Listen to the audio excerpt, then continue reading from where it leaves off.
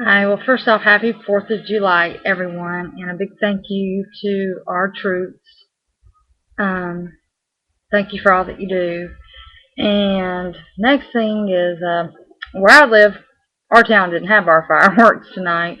It has been pouring down rain for the past 2 hours straight. I mean, a heavy downpour and thundering, lightning, winds, you name it. It's amazing that it hasn't rained hardly any, like, months, really. And then here it is, a big night when there's thousands of people parked at the mall and all over around the Walmart area and I-20 in Douglasville to watch the fireworks, and then they've been canceled.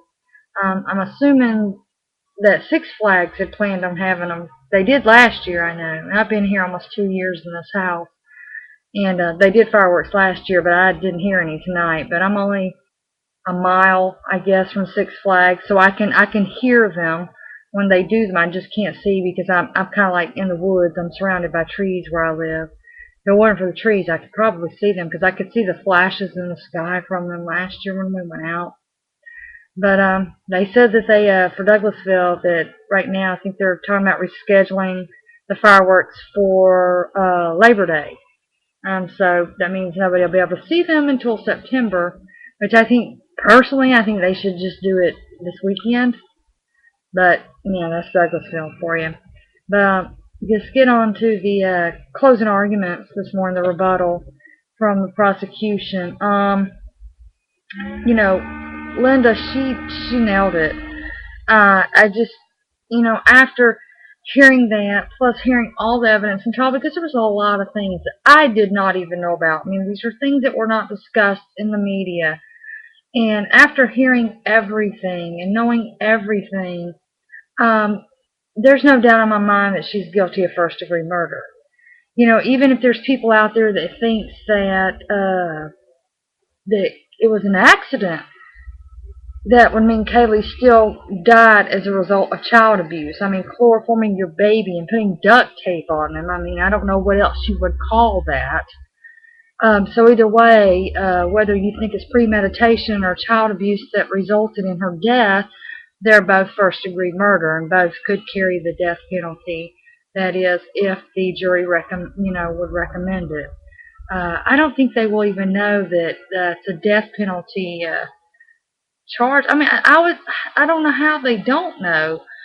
I mean, I don't see how something so high profile that those 12 have not heard anything about the case, and I know that some of them have admitted to it. So they've got to know it's a death penalty case. And I just had read online that they wouldn't find that out until they come back with a verdict. But then I got to thinking, well, if they watch the news at any time, chances are they've heard mention of it, even though they might not watch everything about the case.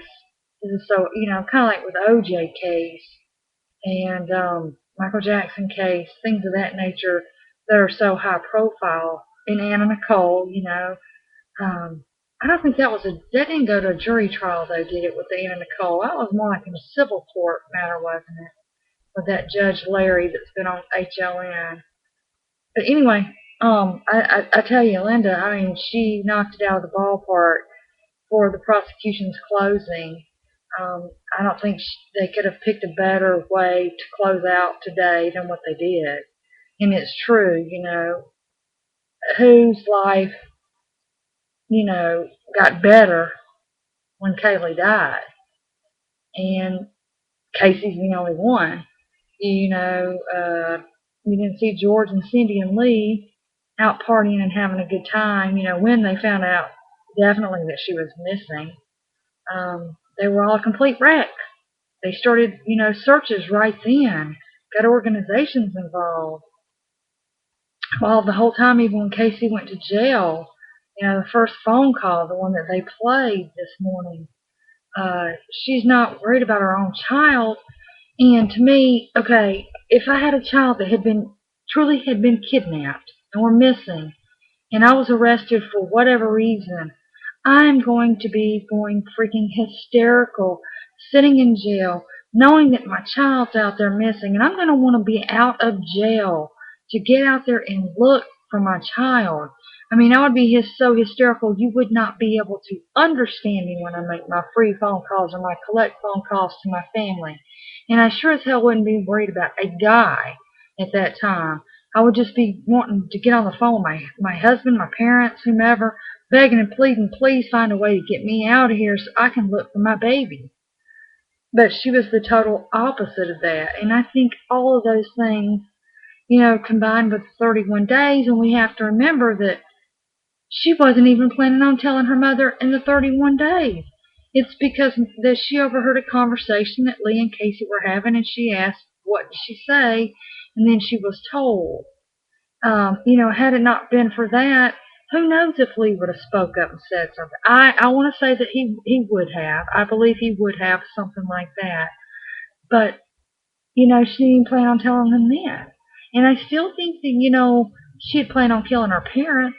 She had told that girl Amy, the one that she stole her checks and went to the Bank of America and the Targets, the videos that we've seen. She told her and that guy that she was messing around with, that Tony guy, that her parents were moving away and they were going to give her the house. They were signing, the title of the home over to her. And I think that all those searches that she was doing for the neck breaking, like martial arts, self-defense, things of that nature, I honestly think she was intending on killing her parents. And in her sick mind, because she's a sociopath, she believed that she would get away with it. But that's just my view. I think that there was more premeditation there, but unfortunately there's no way to prove it. Therefore, that is something that could not be brought up in the trial. Because I just don't see where she would be looking up self-defense when it comes to a 2-year-old child. The neck breaking and all of that. I just hope and, pray that Kaylee went fast. I mean, I just sit here and I think, oh my God, what if that poor baby laid in the trunk of that car with duct tape over her mouth and possibly her nose, and her mom's giving her chloroform? What if she didn't die quickly? What if she laid back there and suffered for a few hours?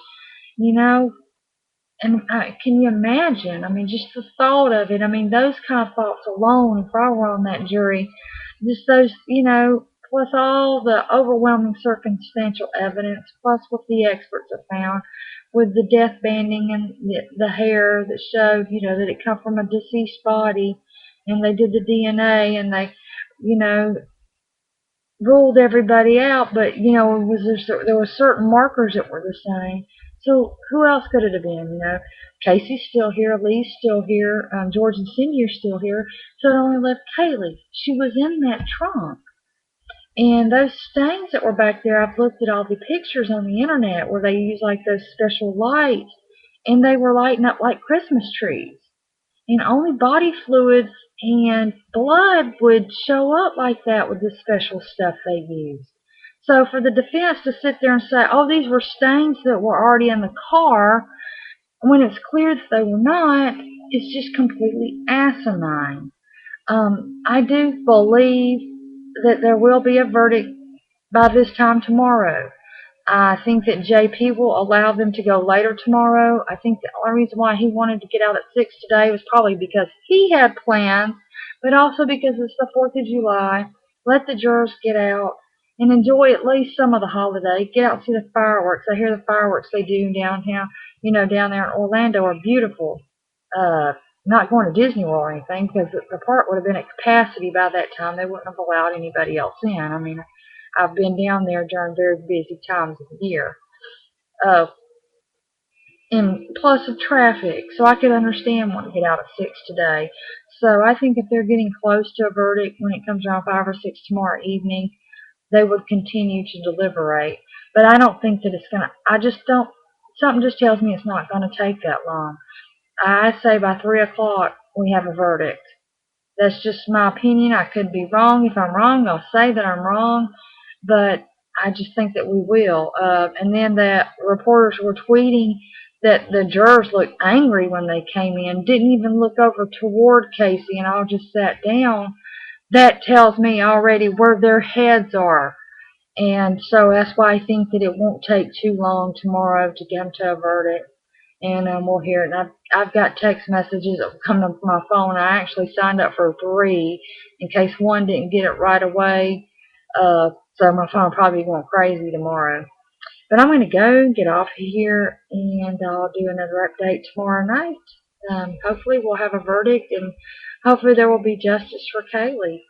Like I said, I see first degree murder all the way. Um, I am pro death penalty in this case, only because of the nature of what happened, the fact that it was a 2-year-old helpless child, and I think that her mother's a sociopath and intended to kill her family. But that's up to the jury whether they recommend life without parole or the death penalty. And a part of me says, yeah, maybe life without, I'll be good with that because she's only 25, and if she says she lives to be 85, because Cindy's parents are pretty old, so you don't know, she could live to be old. Then she's got another 60 years that she's going to be sitting in prison. So I would be satisfied with that too, as long as she never has her freedom and sees the light of day concerning that. The only light I want her to see is when she gets her hour a day to go outside and sit down or play basketball, whatever it is they do in prison. So anyway, I'm going to go. Again, everybody have a great 4th of July, and God bless our men and women in uniform, and bye for now. See you later.